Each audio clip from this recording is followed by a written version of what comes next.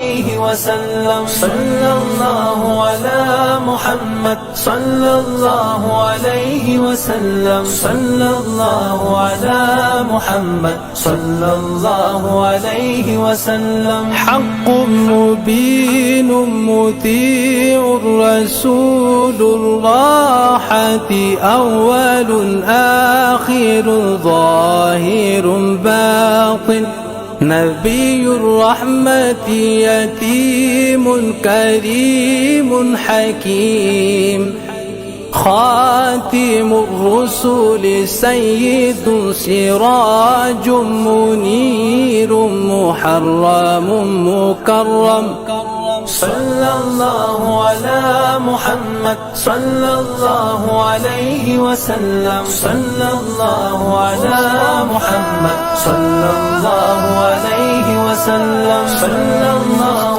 على محمد صلى الله عليه وسلم صلى الله على محمد صلى الله عليه وسلم مبشر مذكر مطهر قريب خليل مدعو جواد خاتم عادل شهيد الرسول الملاحم اللهم صل على سيدنا محمد وعلى آله وصحبه وسلم صلى الله على محمد صلى الله عليه وسلم صلى الله على محمد صلى الله عليه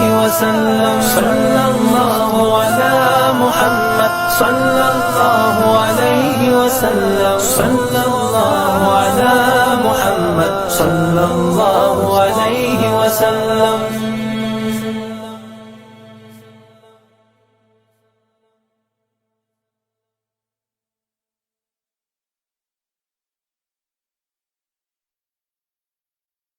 مصطفى مصطفى مصطفى مصطفى صلى الله على محمد صلى الله عليه وسلم صلى الله على محمد صلى الله عليه وسلم صلى الله على محمد صلى الله عليه وسلم صلى الله على محمد صلى الله عليه وسلم محمد أحمد حامد محمود قاسم عاقب فاتح شاهد حاشر رشيد مشهود بشير نذير داع شاف هاد مهد ماح مجناه رسول نبي أمي تهامي هاشمي أبطحي عزيز صلى الله على محمد صلى الله عليه وسلم صلى الله على محمد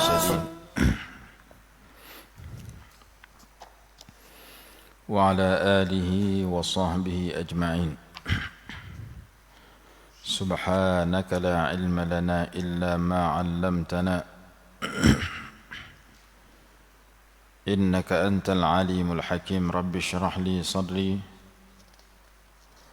ويسر لي أمري واحلل عقدة من لساني يفقه قولي ولا حول ولا قوة إلا بالله العلي العظيم أما بعد. Kemarin kita dah bicarakan ayat 35 dalam surah Al-Anbiya. Wa nabluukum bil khairi wasyarri fitnatan wa ilaina turja'un. Kullu nafsin dha'iqatul maut. Setiap yang bernyawa akan merasai mati. Wa nabluukum, dan kami uji akan kamu semua. Bisyarri wal khair, dengan keburukan dan kebaikan. Wa ilaina turja'un, dan hanya kepada kami kamu akan kembali. Hanya kepada kami kamu semua akan kembali. Ayat ini menceritakan bila Allah uji, salah satu daripada yang perlu kita sedari bahawasanya ujian itu ada dua jenis, syar, satu buruk, satu lagi khair, satu baik. Dan kita kena yakin di dalam ujian itu kita akan kembali kepada dia. Kalau kita uji dengan sakit, lah kali kita balik kat dia juga. Kalau kita diuji dengan sihat pun kita balik pergi kat dia juga. Jadi kalau kita balik sebagai orang sakit yang banyak pahala dan orang sihat yang banyak pahala, maka kita berjaya. Kalau kita balik pergi kat dia dalam keadaan orang sakit yang banyak dosa, pahala tak dapat, dah lah sakit, dosa pula. Satu lagi dapat sihat, dosa juga. Yang tu gagal. Ujung ayat menyatakan wa ilaina turja'un. Orang yang diuji oleh Allah kena yakin, kena kembali kat dia. Dalam surah Al-Baqarah juga disebut perkataan ujian dan disebut kembali kepada dia. وَلَنَبْلُوَنَّكُمْ بِشَيْءٍ مِّنَ الْخَوْفِ وَالْجُوعِ وَنَقْصٍ مِّنَ الْأَمْوَالِ وَالْأَنفُسِ وَالثَّمَرَاتِ وَبَشِّرِ الصَّابِرِينَ الَّذِينَ إِذَا أَصَابَتْهُمْ مُصِيبَةٌ قَالُوا إِنَّا لِلَّهِ وَإِنَّا إِلَيْهِ رَاجِعُونَ. Ayat 155 dan 156 surah Al-Baqarah. وَلَنَبْلُوَنَّكُمْ, dan sesungguhnya kami akan uji kamu semua. Bisyai'in minal khawf, dengan sesuatu perasaan takut. Takut mati, takut corona, takut susah, takut barang mahal, macam-macam takut.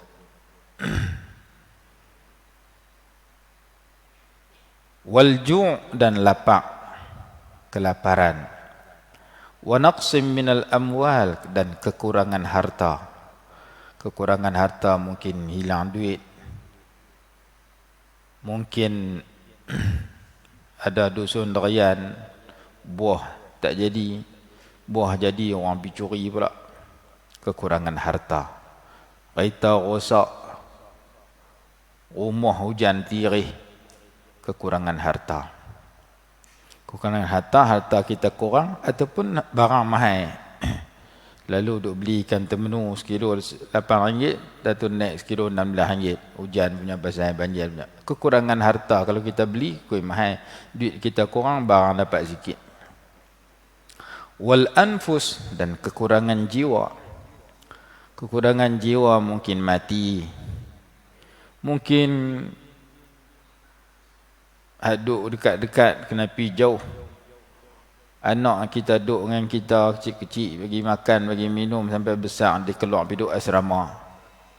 Kekurangan. Duduk sembang hari-hari jadi lama-lama sekali. Anak duduk dekat habis dia mengaji, dia pergi kerja. Anak duduk baik dengan kita siang malam sembang dengan dia, naik kereta sekali, makan sekali, minum sekali, tidur sekali.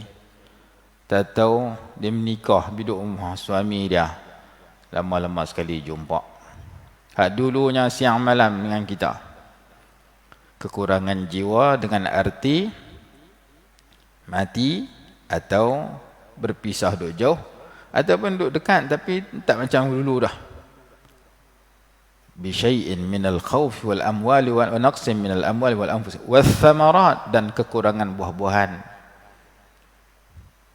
Orang buat bendang dapat padi banyak, kita dapat sikit. Orang ada dusun buah banyak, kita buah sikit.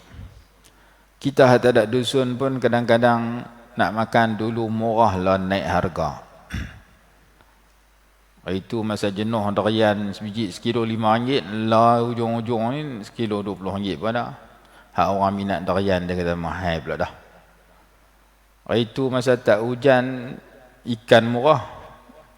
Pipi tengok kemarin nah, pakai beli telur. Tu kira kedai kawan je tu kira pasal tu dah ni telur ayam saya laku berapa puluh papan. Awak ikan mahal depa pakai beli hak ni, lega saya. Tu kira ikan pening kepala pula dah. Ikan banyak orang tak mau beli. Kadang-kadang harga mahal, barang dapat sikit. Allah sebut di ujung ayat wabasyiris sabirin. Berikan berita gembira kepada orang-orang yang sabar. Alladzina idza asabatuhum musibatun, iaitu orang-orang yang apabila Allah timpa kepada mereka musibah. Musibah ni benda kita tak suka. Lawan dia nikmat, nikmat kita suka. Musibah ni kita dengar orang mati, kita baca inna lillahi wa inna ilaihi raji'un. Sedangkan bacaan itu bukan khusus untuk orang mati. Kita jumpa yang kita tak suka, kita baca inna lillahi wa inna ilaihi raji'un. Sayyidina Umar radhiyallahu anhu waktu nak pakai kasut, dia tengok tali putih. Sayyidina Umar baca inna lillahi wa inna ilaihi raji'un. Hadis itu sama ada Sayyidina Umar baca ataupun Nabi SAW baca. Awak pakai kasut putih pun baca kullu ma asa'aka fa huwa musibah. Setiap sesuatu yang kamu tak suka nama dia musibah. Kasut elok-elok atau putih kita tak suka, inna lillahi wa inna ilaihi raji'un. Kita duk makan malam-malam tengah-tengah duk suap nasi, tahu lampu terpadam gelap, inna lillahi wa inna ilaihi raji'un. Sebab karan duk ada atau terputih, maka gelap itu kita tak suka. Kita baca la tu. Sunat baca inna lillahi sampai habis. Ketika bertemu sesuatu kita tak suka, yang kita tak suka tu nama dia musibah. Kita sayang ke kucing kita, balik-balik kucing hilang. Cari tak jumpa. Atau orang habang kucing hang mampu kena belah dengan lori. Inna lillahi wa inna ilaihi raji'un. Bukan dekat orang, kucing pun boleh. Sesuatu yang kita tak suka, kita dengar berita, kena kat kita ataupun kena kepada orang lain, maka sunat kita baca inna lillahi wa inna ilaihi raji'un. Orang-orang yang bersifat sabar ketika menghadapi ujian sebegitu, orang-orang yang membaca doa sedemikian ketika dia tak berjumpa dengan benda tak suka, Allah nak bagi 3 perkara. 1, keampunan. Yang kedua, rahmat dan nikmat. Yang ketiga, petunjuk. Dalilnya ayat berikutnya, ayat 157. Ulaika alaihim salawatun min rabbihim. Bagi mereka itu keampunan daripada Tuhan mereka. Wa rahmatun, dan kedua rahmat, kasih sayang, belas kasihan dan nikmat. Sama ada nikmat itu di dunia ataupun dalam syurga. Yang ketiga, wa ulaika humul muhtadun, dan mereka itu orang-orang yang mendapat petunjuk. Keampunan, rahmat dan petunjuk Allah janji nak bagi kepada siapa duduk dalam ujian dan musibah. Ketika dia menghadapi musibah, dia menghadapi dengan 2 sikap. 1, sabirin, sabar. Yang kedua, kembali kepada Allah. Kembali itu sama ada kembali akhirat esok, kembali betul kita mati esok, kita kembali masuk kubur, kembali kepada Allah. Atau kembali pada Allah di dunia la ni. Kembali pada Allah ada 2 jenis. Jenis pertama kembali betul, mati meninggal dunia. Kembali yang kedua, kembali sekarang. Apa makna kembali sekarang? Bertaubat, banyak bertaubat dan banyak mendekatkan diri kepadanya. Mana bukti? Bukti dah ayat pagi Jumaat. Tu imam baca وَلَنُذِيقَنَّهُمْ مِنَ الْعَذَابِ الْأَدْنَى دُونَ الْعَذَابِ الْأَكْبَرِ لَعَلَّهُمْ يَرْجِعُونَ. Dan sesungguhnya kami akan merasakan kepada mereka itu azab yang lebih dekat, siksa yang lebih dekat. Dunal azabil akbari, sebelum azab yang lebih besar. Azab yang lebih besar, azab dalam neraka. Azab yang lebih dekat sama ada azab kubur. Satu tafsiran, ataupun azab yang lebih dekat, azab di dunia. Kami akan rasakan kepada mereka itu azab yang lebih dekat sebelum azab yang lebih besar. Azab yang lebih rendah sebelum azab yang lebih tinggi. Supaya apa Allah bagi kat kita azab yang lebih rendah? La'allahum yarji'un, supaya mereka kembali. Kalau ikut azab kubur, kembali itu kepada Allah. Kalau ikut azab itu di masalah di dunia, maka kembali itu bertaubat. Apa itu azab di dunia? Sebahagian ulama menyebut, antaranya Imam Qurtubi rahimahullah di dalam kitabnya Tafsir Al-Qurtubi, dia kata musibah-musibah keduniaan dan penyakit-penyakit di dunia supaya mereka kembali kepada Allah. Musibah keduniaan, masalah diri, masalah suami isteri, masalah anak, masalah keluarga, masalah jiran, masalah tempat kerja, masalah rezeki, masalah kesihatan, masalah corona, semua ni musibah-musibah dunia, penyakit-penyakit dunia. Ya Allah uji hamba-hambanya supaya hamba dia balik ke dia. Di samping kita berusaha secara zahir, tapi kena kembali kat dia. Kerana nak bagi berjaya usaha itu tidak ada lain melainkan Allah Subhanahu wa taala. Dan kita hidup di dunia ni mesti jumpa suasana itu. Cuma kawan ni masalah dia dalam rezeki, kawan ni masalah dia dalam kesihatan, kawan ni masalah dia dalam keluarga, ini masalah dia dengan bos tempat kerja. Tang masalah mesti jumpa. Bagaimana kita nak menghadapi masalah supaya kita luluh? Macam orang naik kapal dalam laut. Kadang-kadang air laut tenang, kadang-kadang main ombak macam gunung. Bagaimana kita nak menghadapi ombak supaya kita selamat sampai ke destinasi tempat yang kita tuju? Orang naik lebuh raya itu juga. Kadang jumpa jalan datar, kadang jumpa naik gon, kadang turun gon. Gon ni orang Kedah faham, orang KL tak tahu apa benda gon. Kadang jumpa terowong. Pi tangan ipuh tu. Naik dengan anak kecil kita. Apa tadi cerah main-main gelap ni. Naik pukul 12 tengah hari naik kereta. Cerah sungguh, jumpa terowong gelap. Kecau pak dia. Awak pak masuk dalam gelap ni. Pak dia kata jangan bimbang. Di hujung terowong yang gelap itu ada cerah yang menanti. Pak pun pandai bahasa kak. Terowong ni kalau kita jumpa terowong duduk dalam gelap, kita berhenti, tension. Aku tak mahu buat kereta, aku nak berhenti tadi. Lama dah bawa tak jumpa cerah pun. Tapi pak dia tahu kalau kata terowong mesti lepas tu cerah. Maka dia tak berhenti tengah jalan. Berhenti silat-silat, orang main belah bonet kereta dia. Maka bila dia jumpa terowong, dia rasa gelap, dia tetap meneruskan perjalanan dengan berhati-hati. Akhir sekali jumpa cerah di sebalik sana. Maka suasana yang kita hadapi, kadang-kadang kita duduk dalam gelap, kita kena cari cerah. Jangan berhenti tengah jalan. Jangan putus asa. Aku tak mau usaha dah. Aku sakit, pakai tak makan ubat dah. Pakai tak pantang dah. Biar mati cepat dah apa. Tak, makan ubat biar umur panjang. Tak usah duk harap mati awal. Jangan putus asa dalam berusaha untuk mencari cahaya yang cerah di hujung terowong.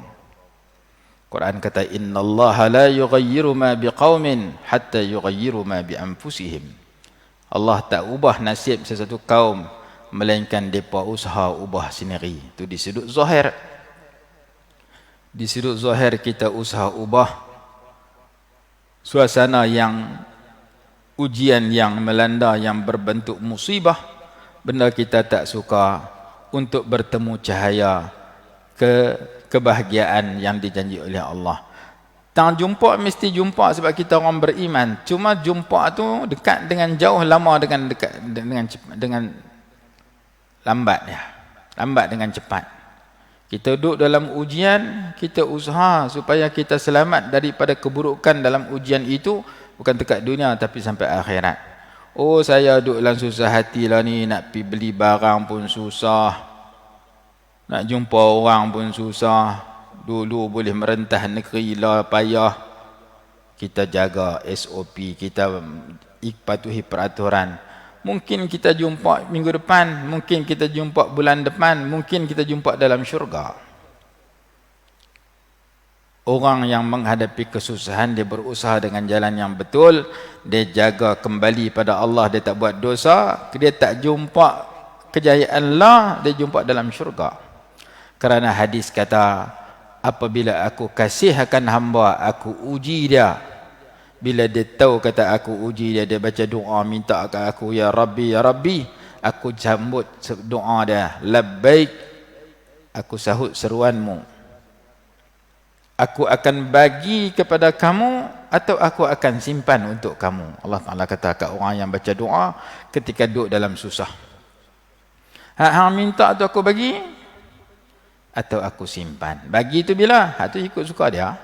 Mungkin dia bagi terus, mungkin dia bagi esok, mungkin dia bagi minggu depan, mungkin dia bagi 10 tahun lagi.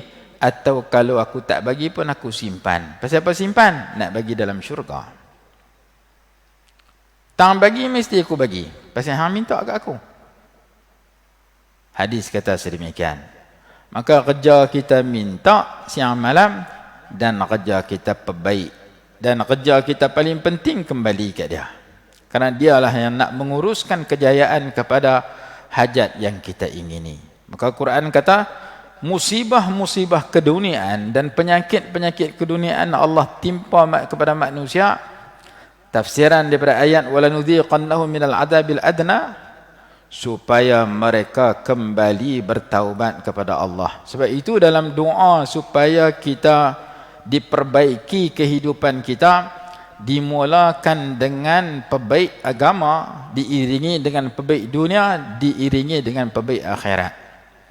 Doa dalam riwayat Imam Muslim, Allahumma aslih li dini alladhi huwa ismatu amri, wa aslih li dunyaya allati fiha ma'ashi, wa aslih li akhirati allati fiha ma'adi.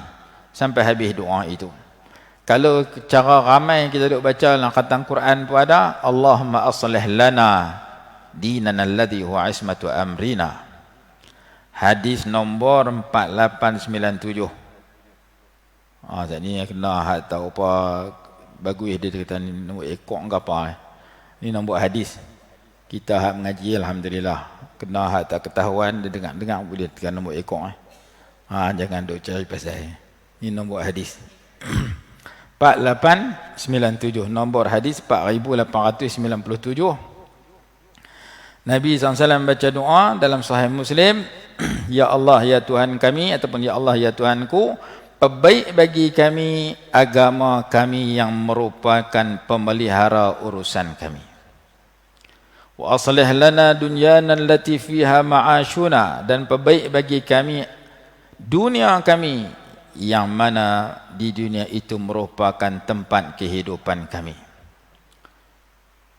Rezeki, kesihatan, itu semua hak dunia. Rezeki kita jangan bagi putih, kesihatan kita jangan bagi sakit, kesusahan kita ubah bagi jadi senang. Kehidupan dunia, pekerjaan kami bagi jadi elok. Apa-apa aktiviti dunia yang saya ceburi, bela anak bini aktiviti dunia, kerja aktiviti dunia, cari duit aktiviti dunia, jaga kesihatan aktiviti dunia. Perbaik kesihat keduniaan saya, di mana dunia di keduniaan saya, di mana dunia itu tempat saya hidup. Jangan bagi tak ketahuan hak mana yang saya hadapi keduniaan ini sampai mati. Itu nombor 2. Nombor 1 agama dulu. Nombor 3, wa aslih lana akhiratana allati ilaiha ma'aduna, ataupun fiha ma'aduna. Perbaik bagi kami akhirat kami, yang mana akhirat itu merupakan padanya kembalinya kami kelak. Perelokkan syurga yang menanti kematian saya selepas saya mati. Saya nak agama saya elok dulu, dunia saya nombor 2, akhirat saya nombor 3. Tiga-tiga ni tolong bagi elok. waj'alil hayata ziyadatan lana fi kulli khair, dan jadikan hidup saya bertambah untuk saya, ataupun jadikan hidup kami bertambah untuk kami dalam segala kebaikan. Jadikan saya kuih tambah umur, kuih tambah baik. Dulu saya malas mengaji, kuih tua kuih rajin mengaji. Dulu saya malas sembahyang jemaah, kuih tua kuih sembahyang jemaah. Dulu saya malas sembahyang tahajud, kuih tua kuih rajin tahajud. Dulu saya rajin baca Quran tapi tak faham makna, kuih tua kuih belajar bagi faham makna, biar faham sikit-sikit tak apa. Ada istilah ulama kata wala fahmu satrin wahidin minal mutun khairun min asyrati asturin minasyuruh. Membaca satu baris matan dengan faham lebih baik daripada baca 10 baris syarah tapi tak faham. Orang mengaji ilmu agama, dia ada matan, dia ada syarah, dia ada hasyiah. Matan hak mula, ringkas. Syarah huraian kepada matan, panjang sikit. Hasyiah syarah kepada syarah. 3 lapis. Kalau kita tak reti apa, jangan pergi pegang hak lapis ketiga dengan kedua. Aku tak faham bab ni, aku pegang syarah tu, hasyiah tu, tak tahu nak pegang hak mana. Baca matan dulu. Tak faham matan baru tengok syarah. Tak faham syarah tengok hasyiah. Quran gitu juga. Baca makna sepatah-sepatah lu bagi faham. Tak faham, mau baca banyak patah syarah yang besar. Kalau kita baca sikit, faham sikit. Baca pula yang kedua, faham. Sehari 5 baris kita baca, sehari 3 baris kita baca, sehari 3 ayat, 5 ayat kita baca. Mula-mula rasa susah, lama-lama kuih senang. Mula baca tak faham bahasa tu, lepas tu baca-baca, tengok makna sikit, oh faham lagu ni. Baca sambung, faham lagu ni. Ada seorang ketua ulama qiraat Mesir masih hidup dan sekarang memegang ketua ulama qiraat Mesir, Syekh Ahmad Ma'sarawi hafizahullah. Dia kata baca Quran ni, ada orang dia buat wirid harian. Wirid harian mana tiap-tiap hari mesti baca Quran. Kita wirid harian kita tengok handphone. Wirid harian kita baca tulisan dalam handphone. Tiap-tiap hari buka handphone baca. Depa wirid harian depa hari-hari baca Quran. Kita tunggu bulan puasa, tu pun tak ada habis tu raya. Kita tadarus baca Quran hari-hari bulan puasa. Baca pun sehari 2-3 muka, tengah-tengah raya, tak ada nak habis. Lepas tu bila bulan baca, tunggu puasa tahun depan pula kalau umur panjang. Depa bacaan harian depa, handphone depa tengok, TV depa tengok, tapi Quran depa tengok juga. Depa baca wirid harian. Dia kata apa? Hari mula baca serupa bukit. Punya payah nak baca dan payah nak habis. Serupa orang itu mendaki bukit. Mendaki satu bukit, tak tahu berapa lama nak sampai. Lepas tu hari kedua baca, macam mendaki separuh bukit. Hujung minggu baca, serupa menghadapi angin, bernyawa dengan angin. Apa maksud? Angin itu senang kita sedut dan keluarkan, dan angin itu keperluan kita, tak ada angin kita mati. Dia kata baca Quran sampai jadi lagu ni. Mula tu serupa angkat padi, berat. Susah. Mula tu serupa naik gunung. Susah. Tapi kita baca juga hari kedua, hari ketiga, hari keempat. Lama dia tak jadi kurang keringan. Last sekali dia jadi satu keperluan seperti makanan asasi. Nasi tak makan tak boleh duduk. Last kali baca Quran serupa makan nasi. Nasi makan sehari 3 kali, Quran dia boleh baca sehari 3 kali juga. Tak makan nasi tak boleh duduk, ni lapar. Tak baca Quran tak boleh duduk. Pasal dia jadikan Quran sebagai makanan jiwa dia. Imam Hasan Basri rahimahullah berkata, orang dulu-dulu melihat Al-Quran seperti surat kiriman yang dihantar oleh Allah kepada diri mereka masing-masing. Mereka perhati, ambil faham di malam hari, mereka laksanakan tuntutannya di siang hari. Orang dulu-dulu salafus salih ra'au al-Quran rasaila min rabbikum ilaihim fakanu yatadabbarunaha bil-lail wa yunaffizunaha bin-nahar ataupun wa yutabbiqunaha fin-nahar. Orang baik-baik zaman dulu menganggap Quran itu serupa surat kiriman yang Allah hantar kepada diri mereka masing-masing, lalu mereka meneliti isi kandungan surat itu, apa surat itu nak kat mereka, lalu mereka laksanakan di siang hari. Mereka teliti malam hari mereka baca sama ada lepas maghrib atau lepas isya atau sebelum subuh. Siang mereka buat apa yang dikehendaki oleh ayat itu. Ayat ni suruh zikir, siang mereka zikir. Ayat ni suruh tawaduk, rendah diri, siang mereka tawaduk. Ayat ni suruh derma, siang mereka derma. Mereka anggap Quran ini macam surat kiriman yang dihantar oleh Allah kepada mereka.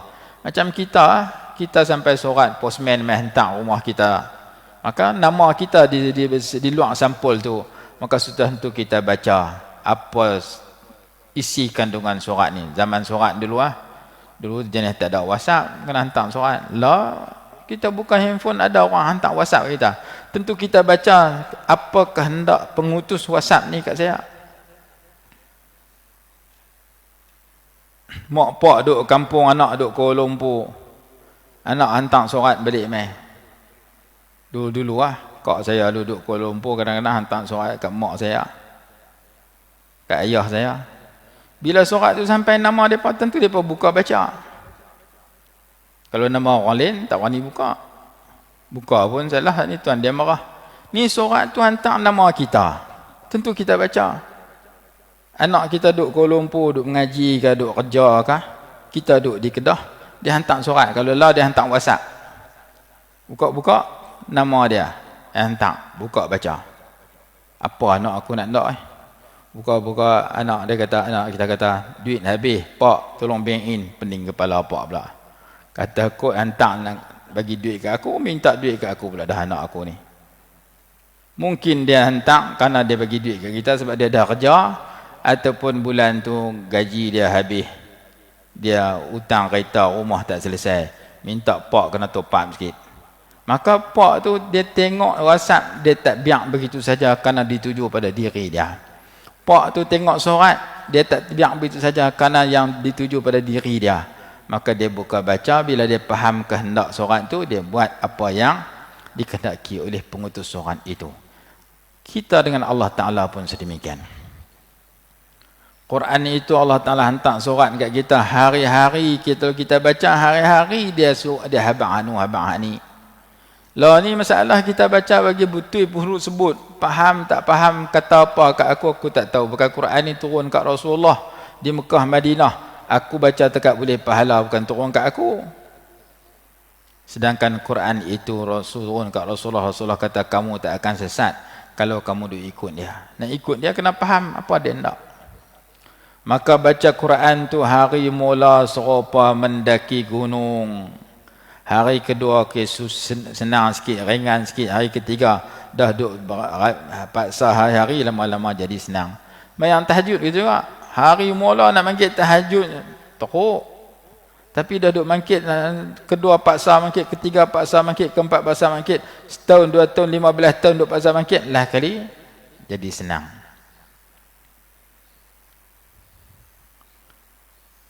Ulama kata, aku paksa diri aku 30 tahun mangkit malam.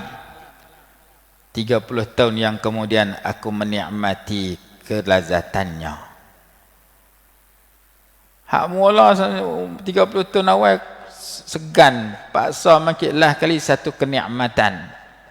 Tak mangkit tak boleh. Mangkit ada satu ketenangan jiwa, satu kebahagiaan, satu keistimewaan yang dia rasa setelah dia paksa diri dia terlebih dahulu. Quran pun lagu tu, semayang pun lagu tu, mengaji pun lagu tu, zikir pun lagu tu, bahkan musibah pun begitu. Musibah tu menghadapi awal-awal susah, tapi ada orang dia sebaliknya. Imam Sahl bin Abdullah At-Tustari rahimahullah, ketika mana ada orang sakit meminta ubat. Tok guru saya sakit ni, makan ubat apa? Jampi apa? Kalau dia ada jampi, dia bagi jampi. Dia ada ubat, dia bagi ubat. Tapi dia sendiri sakit, dia tak berubat. Orang kata kada awal, tok guru orang sakit meminta ubat, tok guru berubat. Tok guru sakit, tok guru relax, dia tak berubat. Dia kata dirbatul habibi la tu'lim. Pukulan daripada seorang kekasih tidak menyakiti kekasihnya. Kita duduk dalam gelap, tentu orang main tampak belakang kita, buak kata kena sakit, tentu nak abang kita geram kat buah penampang kita tu. Petik-petik lampu yang tampak tu orang yang kita kasih, dia tampak bukan dia nak buat sungguh, dia melawak tapi terlajak kat dekat. Maka kita tak dimarah dia. Kita tampak balik pun taklah balas dendam macam kita tampak musuh. Kita tahu dia melawak kita tapi terah sikit. Dia tampak bukan nak bunuh aku, bukan nak bagi aku sakit, dia tampak nak melawak cuma dekah sikit. Aku tak marah dia. Kata Imam Sahl bin Abdullah Tustari, pukulan seorang kekasih itu tidak menyakiti. Aku sakit, yang pukul bagi aku sakit ni kekasih aku Allah Ta'ala. Dia bukan nak bagi aku sakit. Bukan dia pukul pasal dia benci marah kat aku, dia kekasih aku. Tu bukan tahap kita. Kita tahap private, itu tahap general. Tahap tinggi. Cuma ibadat pun lagu tu mula susah, kita paksa lah kali senang. Semayang sunat kita segan, paksa juga last kali ya Allah bagi kenikmatan dalam semayang sunat. Sehingga ada ulama karang kitab tajuk dia lazzatul ibadah, kelazatan beribadat. Macam kita makan nasi, kalau nasi itu lazat, nasi itu sedap, kita tambah. Suap semulut sedap, tambah 2 mulut. Sedap, suap 2 mulut sedap, tambah habis pinggan. Habis pinggan sedap, tambah 2 pinggan. Sedang-sedang sekerak periuk. Pasal apa? Pasal makanan ni sedap, aku tambah bagi banyak. Minum air begitu tak? Minum air sedap, tambah seteguk lagi, tambah segelas lagi, sedang-sedang, sekerak jam. Pasal minuman ni sedap, tak boleh berhenti dekat secawan, mesti 4-5 cawan. Makanan ni sedap, tak boleh berhenti dekat sepinggan, mesti 3 pinggan. Cuba kita makan nasi tak sedap. Pergi kedai nasi kanak, order nasi kanak, suap-suap, gulai basi. Gulai kemarin dulu dia campur dengan hari ni.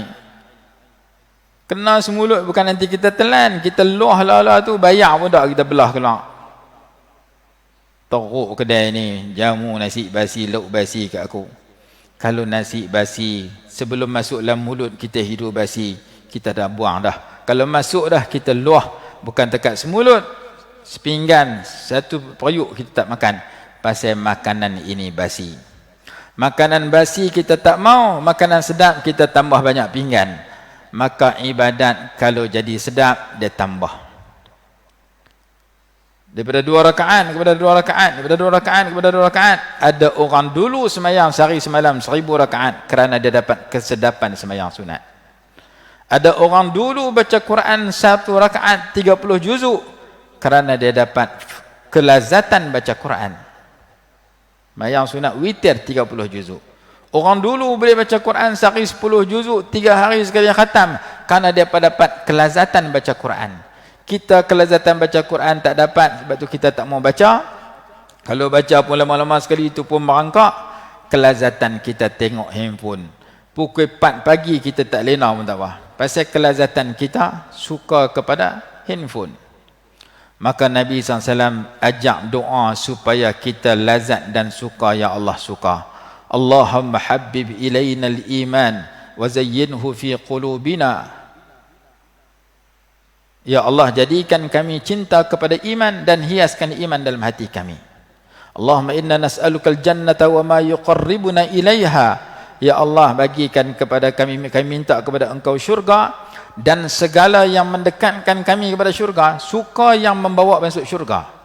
Suka yang Allah suka, benci yang Allah benci. Allah suka kita baca Quran, Allah suka kita sedekah, Allah suka kita i'tikaf, Allah suka kita sembahyang jemaah. Saya nak hak engkau suka bagi saya suka, hak engkau benci bagi saya benci.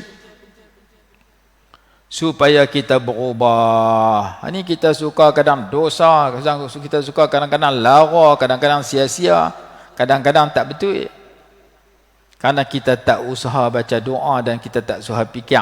Hak kita duk buat ni jadi pahala ke jadi dosa, kalau mati tengah-tengah ni masuk syurga akan masuk sebaliknya. Sebab itu dalam agama kena ada muhasabah. Muhasabah mana kita fikir seorang-seorang, timbang diri kita. Kalau aku matilah ni, apakah aku sudah bersih daripada dosa? Apakah aku sudah ada bekalan dengan ibadat yang banyak? Ataupun tak berani mati lagi? Maka menyebabkan kita taubat hari-hari, perbaik hari-hari, tambah kebaikan. Ni doa dia. Waj'alil hayata ziyadatan lana fi kulli khair. Jadikan kami bertambah hidup, bertambah ke dalam pelbagai kebaikan, dalam segala kebaikan. Waj'alil mauta rahatan lana min kulli syarr. Dan jadikan kematian itu kerehatan bagi kami daripada segala keburukan. Itu hadis Imam Muslim. Hadis Imam Abu Daud, Nabi SAW bersabda, da'awatul makrub, doa yang dibaca, yang boleh dibaca oleh orang yang dalam duka cita, dalam tension, dalam kesusahan, kesusahan pasal duit, kesusahan pasal penyakit, kesusahan pasal keluarga, kesusahan pasal kawan, kesusahan pasal kesihatan. Duk dalam susah hati lah, darah naik tinggi ni, susah hati jantung kuih lemah, susah hati anak tak dengar cakap, susah hati rezeki tak mai. Nabi SAW kata, kalau kamu susah hati, baca doa ni. Doanya, doa dalam hadis Abu Daud, nombor hadis 5079. Doanya berbunyi, Allahumma rahmataka arju, fala takilni ila nafsi tarfat ainin, wa aslih li sya'ni kullah, la ilaha illa anta. Panjang tu ya. Allahumma, ya Allah, ya Tuhanku, rahmataka arju, hanya rahmatmu aku harapkan, hanya belas kasihan kasih sayangmu aku harapkan. Fala takilni ila nafsi tarfat ainin, maka jangan kau serahkan diriku kepada nafsuku walaupun sekelip mata. Jangan bagi saya kalah dan ikut nafsu yang jahat walaupun satu saat. Kontrol saya supaya selamat daripada musuh, daripada syaitan, daripada iblis, daripada nafsu. Bimbing saya kepada yang lebih baik. Sambungan doa, wa aslih li sya'ni kullah, dan perbaikilah bagi saya segala urusan saya. Urusan pribadi, urusan suami isteri, urusan anak, urusan keluarga, urusan rezeki, urusan semua urusan saya bagi jadi elok. Perbaik. Perbaik ni sama dengan doa tadi. Doa tadi, aslih lana dunyana, perbaik dunia, perbaik agama, perbaik dunia, perbaik akhirat. Hak ni perbaik semua perkara. Dua-dua doa ni minta perbaik, perelok apa yang kita nampak tak elok, apa yang kita hadapi tak elok. Aslih li sya'ni kullah, dan wa aslih li sya'ni kullah, dan perbaikilah bagi saya akan urusan saya seluruhnya, sekalian urusan saya, tak kira urusan dengan bos kah, urusan dengan jiran kah, urusan rezeki kah, urusan kereta kah, urusan rumah kah. Bagi perelok belakang, hak mana yang tak elok, hak mana hak tak betul bagi perbetul. La ilaha illa anta, tiada Tuhan melainkan hanya engkau. Jadi pagi ini panjanglah, kita dapat dua doa. Satu doa minta perbaik agama, dunia dan akhirat. Ni dalam khatam Quran ada, kita buka Quran belakang kali ada doa ni. Allahumma aslih lana dinana alladhi huwa ismatu amrina, wa aslih lana dunyana allati fiha ma'ashuna, wa aslih lana akhiratana allati ilaiha ma'aduna. Sampai habis. Doa itu riwayat Imam Muslim, dan yang kedua riwayat Imam Abu Daud. Doa orang-orang yang menghadapi kesusahan. Da'awatul makrub, doa orang yang sedang tension dengan suasana yang dihadapi. Baca yang ni, minta 2-3 benda. Yang pertama minta rahmat, yang kedua jangan bagi kita kalah dan ikut nafsu. Yang ketiga, minta perbaik semua urusan yang kita sedang lalui. Dan yang keempat, kita mengaku kita hamba Allah, hanya Allah Tuhan kita. Allahumma rahmataka arju, ya Allah, hanya rahmatmu daku harapkan. Fala takilni ila nafsi tarfata ainin, jangan engkau serahkan daku kepada nafsuku walaupun sekelip mata. Ikut nafsu lingkup. Wa aslih li sya'ni kullah, jangan ikut nafsu, maksudnya tolong bimbing saya siang malam 24 jam sebagaimana doa qunut. Wa tawallani fi man tawallait, dan engkau bimbing saya bersama dengan orang yang engkau bimbingkan. Saya nak pembimbingan Allah, pemeliharaan Allah, penjagaan Allah, taufik hidayah daripada Allah dalam kebaikan 24 jam setiap saat. Wa aslih li sya'ni kullah, dan perbaikan bagiku urusanku sekaliannya. La ilaha illa anta, tiada Tuhan melainkan hanya engkau. Hadis Abu Daud. Jadi dua hadis doa ni mudah-mudahan menjadi bacaan kita bila kita rasa boleh ada masa lapang, sama ada lepas semayang atau sebelum semayang, siang ataupun malam, kerana dua-dua doa ini mengandungi permohonan agar Allah perbaiki diri kita dalam semua perkara. Kita berhenti tanya dulu. Wallahu a'lam. Bismillahirrahmanirrahim. Alhamdulillahirabbil alamin. Wassalatu wassalamu ala sayyidina Muhammad wa ala alihi wa sahbihi barik wa sallim. Allahumma anfa'na bima 'allamtana wa 'allimna ma yanfa'una warzuqna 'ilman yanfa'una bi rahmatika ya arhamar rahimin. Allahumma aslih lana dinana allati huwa 'ismatu amrina wa aslih lana dunyana allati fiha ma'ashuna. Aslih lana akhiratana allati ilayha ma'aduna waj'alil hayata ziyadatan lana fi kulli khair.